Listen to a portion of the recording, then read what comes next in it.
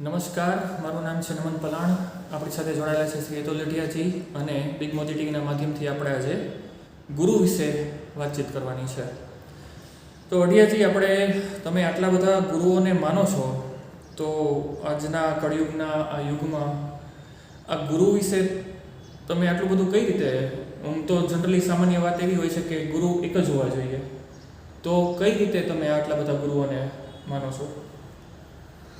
નમનભાઈ, વાત એવી છે કે દરેક ગુરુ જે હોય છે ને એ કંઈક ને કંઈક એની અંદર કંઈક સામર્થ્ય હોય છે. અને દરેક ગુરુ જ્યારે બન્યા હોય ત્યારે એ કંઈક એણે પ્રાપ્ત કર્યું હોય, અને એ પ્રાપ્ત કરવા માટે એણે એના જીવનની અંદર ઘણી બધી મહેનત કરી હોય છે.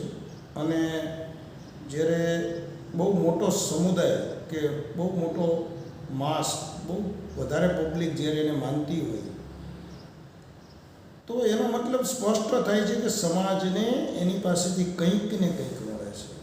તો એ જે મળે છે ને એના કારણે દરેક ગુરુ પોતાની રીતે મહાન હોય છે.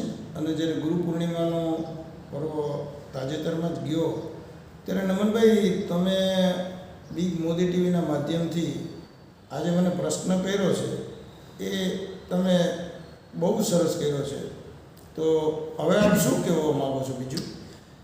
તમે બીજું એ કે તમે મોરારી બાપુને ગુરુ શું કામ માનો છો? નમનભાઈ, વાત એવી છે કે જ્યારે બચપણની અંદર 1983, એટલે કે કરીબ મારી ઉંમર 13 વર્ષની હતી, પરિવારની અંદર એવા સંસ્કાર હતા કે મારા પિતાજી એ મોરારી બાપુની ત્યારે એક કેસેટ આવતી, અને એ કેસેટ ટેપ રેકોર્ડરમાં વગાડે, અને એના કારણે મને ધીમે ધીમે રામાયણની અંદર મારો રુચિ વધતી ગઈ.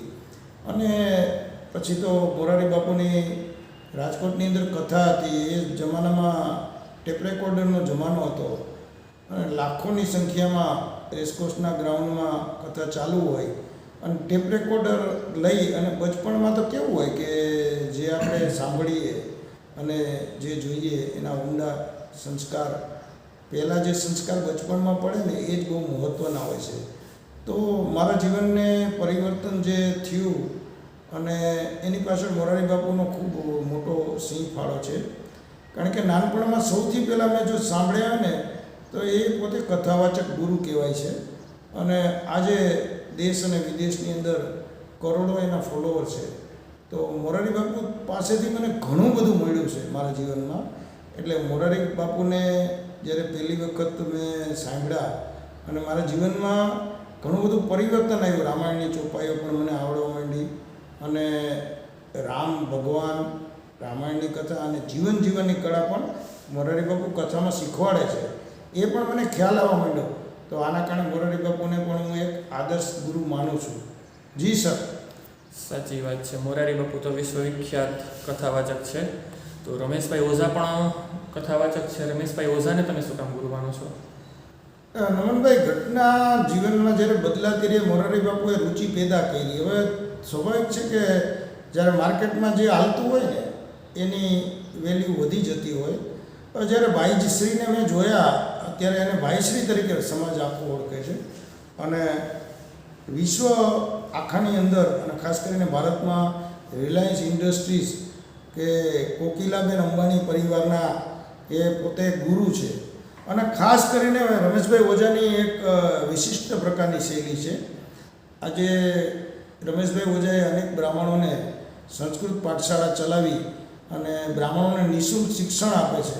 અને રાજકોટના રામ જે કહેવાય એવા રામભાઈ મોકરિયા પણ એને ગુરુ માને છે.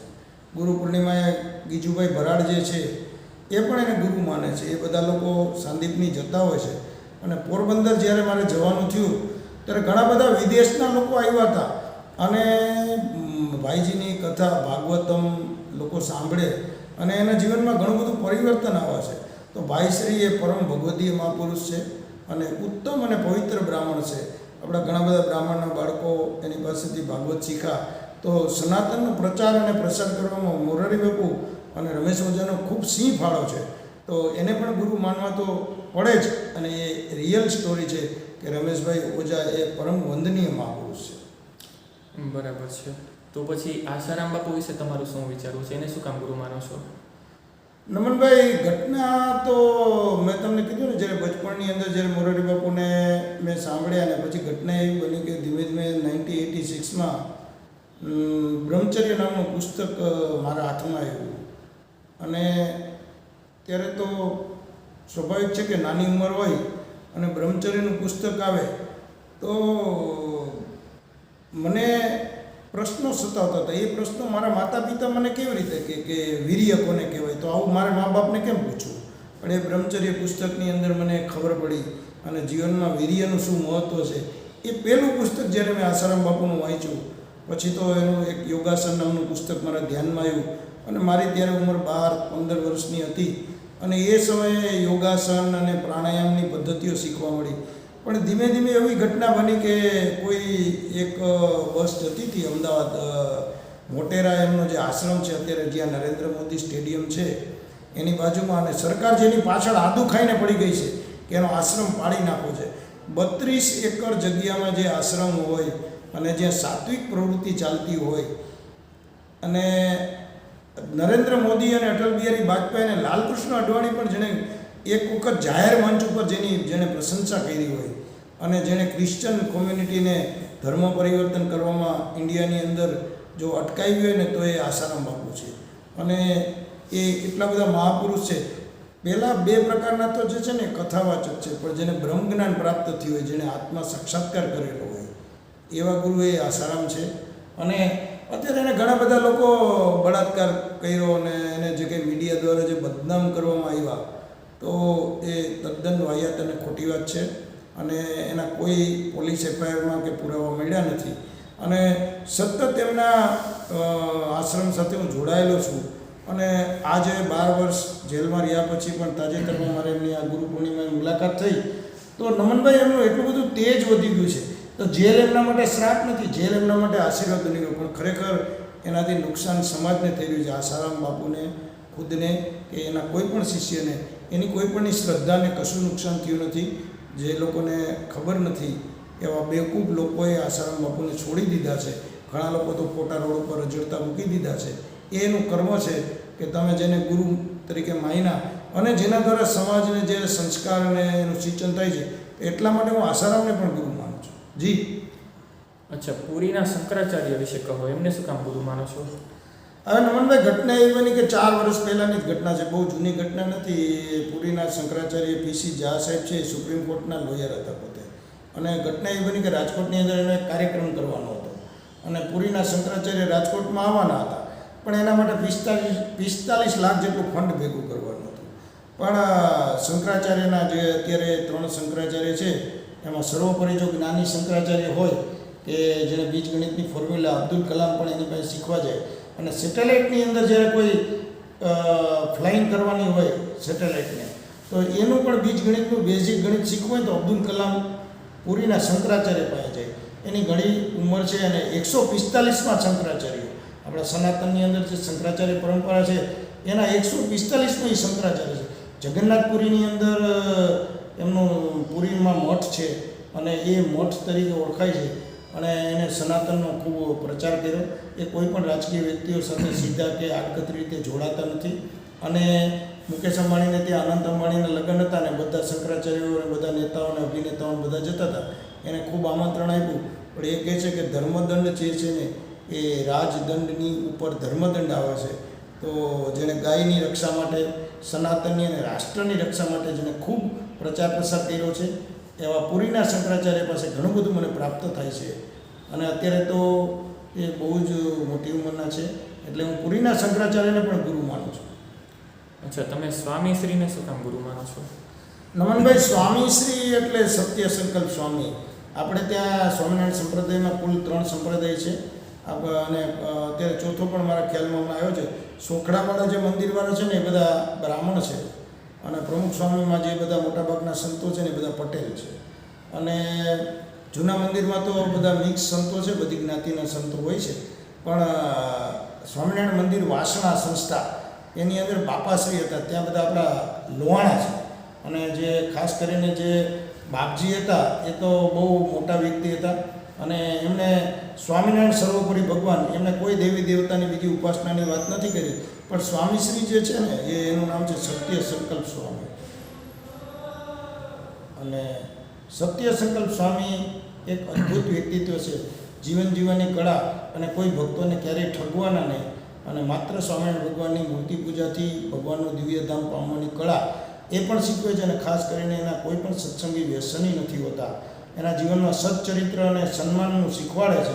એટલે હું સત્ય સંકલ્પ એટલે કે સ્વામીશ્રીને પણ હું ગુરુ માનું છું. ઓકે, તમે માધવપ્રિય દાસજીને કેમ ગુરુ માનો છો?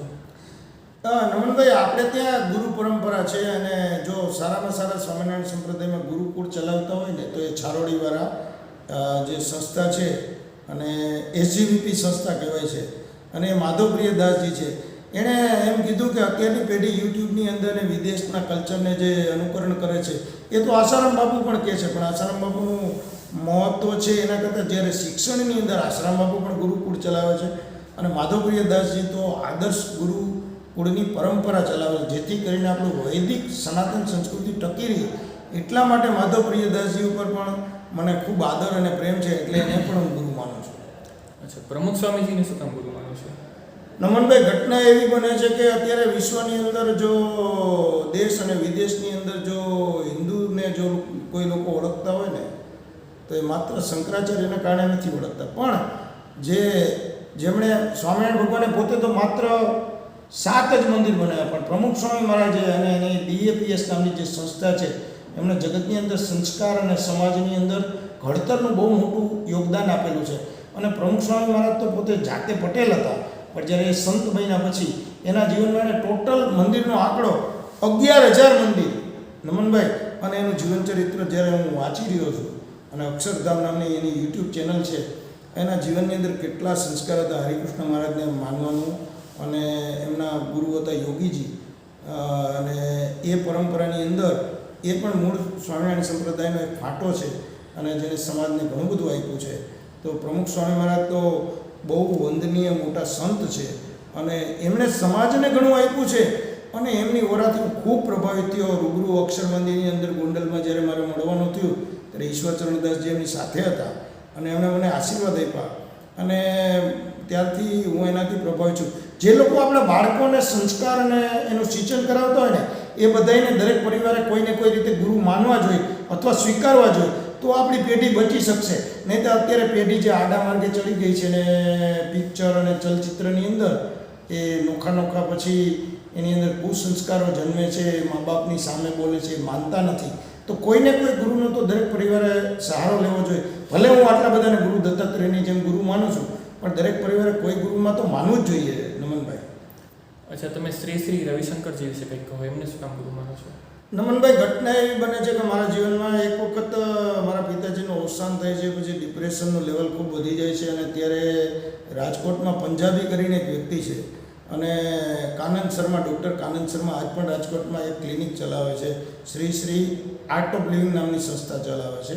અને આપણા વર્લ્ડની અંદર વધુમાં વધુ મુસ્લિમ લોકો પણ જેને ફોલો કરે છે એવા એક આદર્શ ગુરુ છે. પણ એની જે સુદર્શન ક્રિયા જે છે એ આર્ટ ઓફ લિવિંગની અંદર હેપીનેસ નામનો કોર્સ મેં જ્યારે કર્યો, મેં તો માત્ર એક જ કોર્સ કર્યો છે અને સુદર્શન ક્રિયા મને શીખવા મળી અને તંદુરસ્ત કેમ બોલું એની અંદર મને જ્યારે શીખવા મળ્યું, તો આજે હું રોજ મારા જીવનમાં સુદર્શન ક્રિયા મારી પૂજાના પૂર્વે હું આજ પણ મેં સુદર્શન ક્રિયા છોડી નથી. અને એ હેપીનેસ કેમ જીવનમાં આવે અને જીવન કેવી રીતે જીવી શકાય એવું પણ એ આર્ટ ઓફ લિવિંગના એ ગુરુજી શીખવાડે છે. અને ખાસ કરીને માનસિક રોગ વિભાગની અંદર રાજકોટની અંદર ડૉક્ટર મુકેશ પટેલ અને ડૉક્ટર કલ્પેશ ચાંદ્રાણી એ પણ એના શિષ્યો છે અને જે ખાસ કરીને ડિપ્રેશનના દર્દીઓ જે માનસિક રીતે પીડાતા હોય એને એ લોકો આર્ટ ઓફ લિવિંગના માધ્યમથી પણ લોકોને સાજા કરવાનો પ્રયાસ કરે છે. દર ગુરુવારે લાઈફ બિલ્ડિંગમાં આર્ટ ઓફ લિવિંગનું આજ પણ સત્સંગ કેન્દ્ર ચાલે છે. તો એ પણ એક પોતે મહાન ગુરુ છે અને એમણે ઘણી બધી આયુર્વેદિક નેચરોપેથી ઔષધ સમાજને આપી અને લોકો સ્વસ્થ બની રહ્યા છે. એટલે હું શ્રી રવિશંકરને પણ એક ગુરુ માનું છું. ખૂબ સરસ. તમે નર્મદાનંદજી બાપુને શું કામ ગુરુ માનો છો? નમનભાઈ, અત્યારે ઘણા બધા ગુરુઓ છે અને જે અવધૂત દશાની અંદર જે નર્મદાનંદજી જે છે એમણે કોરોના સમયની અંદર 12 જ્યોતિર્લિંગની પદયાત્રા કરી ત્યારે હું એનાથી ખાસ પ્રભાવિત થયો જ્યારે એનું સાનિધ્ય મને 4 દિવસ મળ્યું અને પોતે પરમ શિવ ભક્ત છે. અને અત્યારે અયોધ્યાની અંદર એ જ્યારે 7 ગર્ભગૃહ છે એને નરેન્દ્રભાઈ મોદીએ એમને કીધું કે તમે નર્મદાનું શિવલિંગ છે એની સ્થાપના એ કરવાની છે, કે લગભગ 16 લાખ રૂપિયાનો ખર્ચો કરી અને 200 સંન્યાસીઓને લઈ અને એમણે એ શિવલિંગની સ્થાપના કરી. જ્યારે આપણા વડાપ્રધાન છે અને નરેન્દ્ર મોદી સનાતનની અને સંસ્કૃતિની વાત કરે છે તો આપણા બાળકો વિદેશી કલ્ચરથી પ્રભાવિત થઈ જાય છે અને શિવના પરમ ભક્તો હોવાના કારણે પરમ ગૌ ભક્ત અને પરમ રાષ્ટ્રપ્રેમી છે.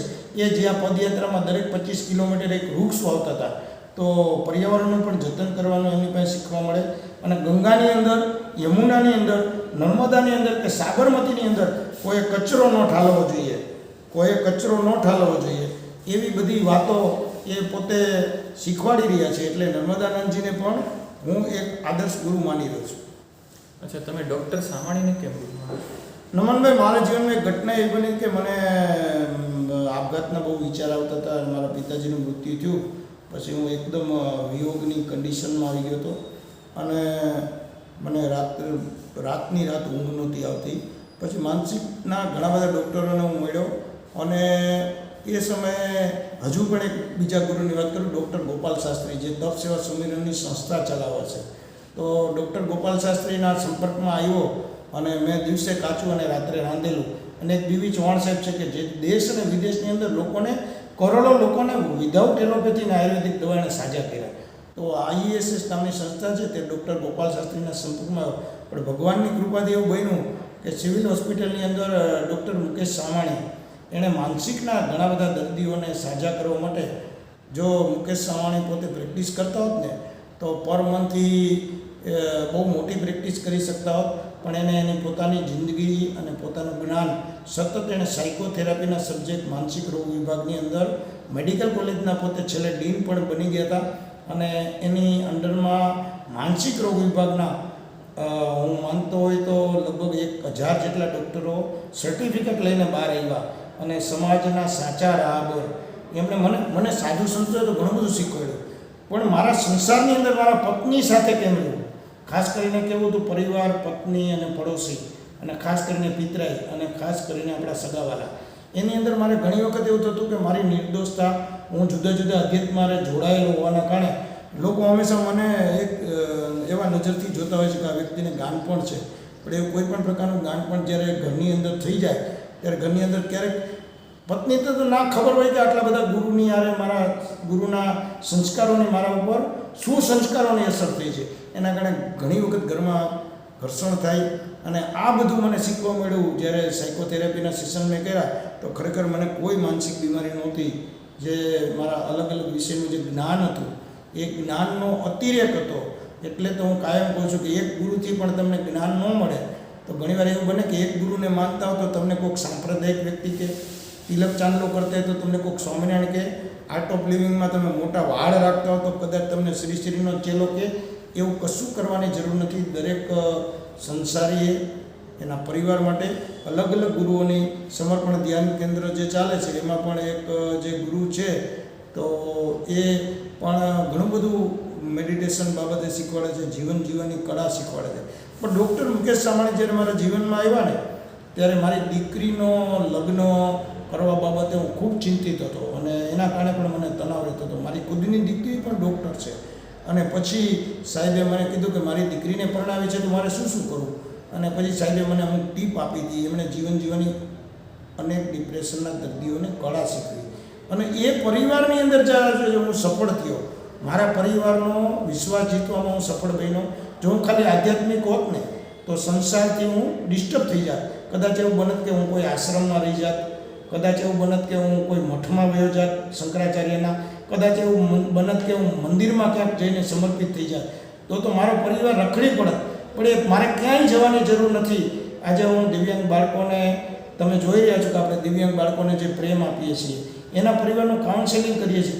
આ બધી કળા મને ડૉક્ટર મુકેશ સામાણી પાસે શીખવા મળી. અને હંમેશા ડૉક્ટર મુકેશ સામાણીએ કીધું છે કે તમારે 5 પ્રકારનું બેલેન્સ રાખવું જોઈએ. તમારું આર્થિક પાસું પણ બેલેન્સમાં હોવું જોઈએ, તમને ખ્યાતિ મળે એ પણ બેલેન્સ રીતે હોવું જોઈએ. ઘણા લોકો, ઘણા બધા નેતા હોય રૂપિયાની પાછળ, ખ્યાતિની પાછળ દોડતા હોય, પણ એના પરિવારની અંદર તમે જુઓ ને તો એ ડિસ્ટર્બ હોય. કે એના દીકરા કોઈનું માનતા ન હોય તો એ સમયે જ્યોતિષી તરીકે મારી પાસે ઘણા બધા લોકો આવા લોકો આવે છે. તો આવી બધી ઘટનાઓ ઘણાના જીવનમાં બને કે એના 2 પાસા હરખા હોય, 3 પાસા બગડેલા હોય.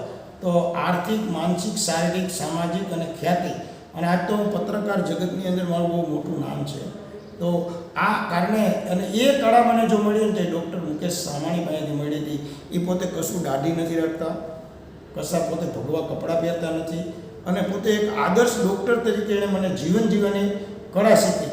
અરુણ નિર્મળ જે રાજકોટના બહુ નામાંકિત પત્રકાર છે, જિલ્લા પંચાયતમાં બેસે છે, એવા એના અનેક મિત્રો છે.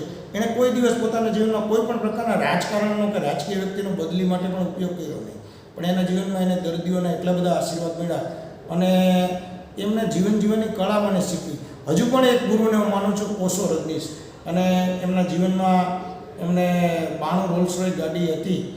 એનાથી તો હું પ્રભાવિત થયો હતો, પણ મનોવિજ્ઞાનના લગભગ એ જમાનાના 50,000 ડૉક્ટરો એના શિષ્ય હતા, અને 1 રૂપિયાથી માંડીને અબજોપતિ એના શિષ્યો બની ગયા.